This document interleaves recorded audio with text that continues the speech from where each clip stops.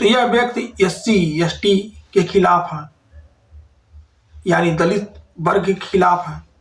UGC का जो एक रेगुलेशन पारित हुआ था जिसमें पिछड़े समाज के लोगों को विश्वविद्यालयों में समानता का अधिकार मिल रहा था, उस रेगुलेशन के खिलाफ थे, पिछड़ों के भी खिलाफ हैं।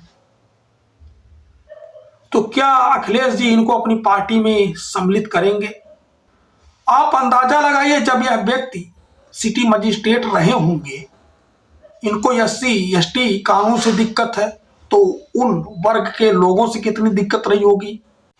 नमस्ते। पिछले दिनों शंकराचार्य जी के अपमान से आहत होकर के बरेली के सिटी मजिस्ट्रेट अलंकार अग्निहोत्री ने इस्तीफा दे दिया।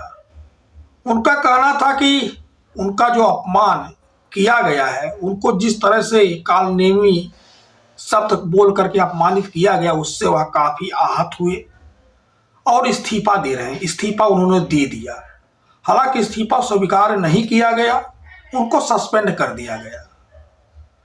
कुछ लोग यह कहने लगे कि वह जो है समाजवादी पार्टी के नेताओं के टच में, समाजवादी पार्टी में जा सकते हैं। फिर यह चर्चा आई कि वह जो है SC ST कानून को हटाने को लेकर के आंदोलन करने वाले हैं।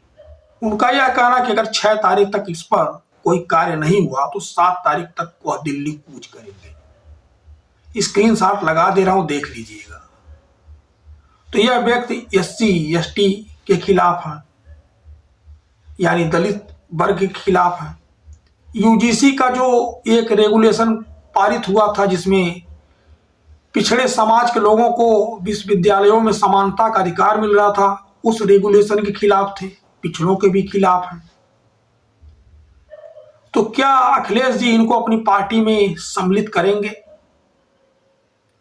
जिनका नारा ही है PDA का, पिछड़ा दलित अल्पसंख्यक आधी आबादी, पीड़ित दुखी अपमानित। जो लोग हमेशा पीड़ित होते रहे, दुखी होते रहे, अपमानित होते रहे, तो क्या इनको शामिल करेंगे? क्योंकि ऐसी चर्चा थी, कुछ लोग कह रहे थे कि इन्होंने इस्तीफा दिया तो इनका जो संपर्क माता प्रसाद पांडे से हुआ, क्या था, कैसे था। हालांकि मेरे पास कोई पुख्ता जानकारी नहीं है, लेकिन ये सुनी हुई बात जो है वो बता रहा हूं। तो क्या अखिलेश जी इनको अपनी पार्टी में लेंगे? यह एक सोचने वाली बात है। अलंकार अग्निहोत्री जी बरेली के सिटी मजिस्ट्रेट थे, उन्होंने त्याग पत्र दे दिया है, निलंबित हैं। आप अंदाजा लगाइए, जब यह व्यक्ति सिटी मजिस्ट्रेट रहे होंगे, इनको SC ST कानून से दिक्कत है, तो उन वर्ग के लोगों से कितनी दिक्कत रही होगी। UGC रेगुलेशन पास हो रहा था पिछड़े वर्ग के लोगों के लिए, तो इनको पिछड़े वर्ग के लोगों से कितनी दिक्कत रही होगी। तो इनके सामने इन वर्गों का अगर कोई केस गया होगा तो किस तरह से इन्होंने हैंडल किया होगा। क्या इन्होंने वहां जातिवाद नहीं किया होगा? क्या इन्होंने वहां इन लोगों के साथ निष्पक्षता की होगी?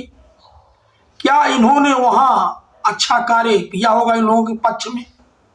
क्योंकि जब यह खुलेआम SC ST OBC का विरोध कर रहे हैं, इनके पक्ष में बनने वाले कानूनों का विरोध कर रहे हैं, तो कैसे मान लिया जाए कि यह जो इनके हितैषी हैं, अब कोई राजनीतिक दल इनको शामिल करके कहीं से चुनाव लड़ाएगा? यह तो एक अलग विषय है। हालांकि अग्निहोत्री जी ने कोई घोषणा नहीं की कि वह चुनाव लड़ेंगे।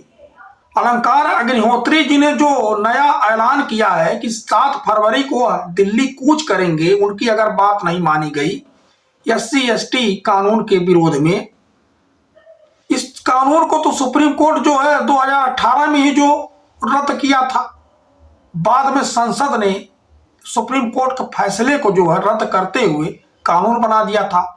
यानी ये महाशय जो है संसद के बनाए हुए कानून को भी अपने से ऊपर समझ रहे हैं, यानी संसद से भी ऊपर खुद को समझ रहे हैं और खुद जाकर के धरना प्रदर्शन करने का काम करेंगे।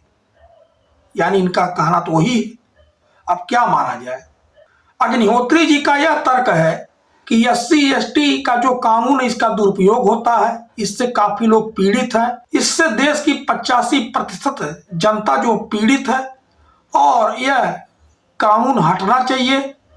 इसके जगह पे जो है बीएनएस की जो धाराएं हैं वो ही काफी हैं, जो आमतौर पर सभी लोगों के लिए इस्तेमाल की जाती है। अब उनकी बात मानी जाएगी कि नहीं मानी जाएगी तो बात का विषय है, लेकिन यह सोच जो क्या दर्शाती है, अब इसको आप लोग समझिएगा और बताइएगा कि यह जो है जब पद पे रहे होंगे तो किस तरह से ओबीसी, एससी, एसटी समाज के साथ न्याय देने का काम किए होंगे, यह एक अलग विषय है। हालांकि इसी के बीच एक खबर यह भी आई है, उनको जो निलंबित किया गया है इसको लेकर वह काफी नाराज हैं। उनका कहना है जब मैंने इस्तीफा दिया था तो मुझे निलंबित करने की क्या जरूरत थी, मतलब उनका इस्तीफा स्वीकार कर लिया जाता। जो भी है ये तो काम गवर्नमेंट का है। धन्यवाद।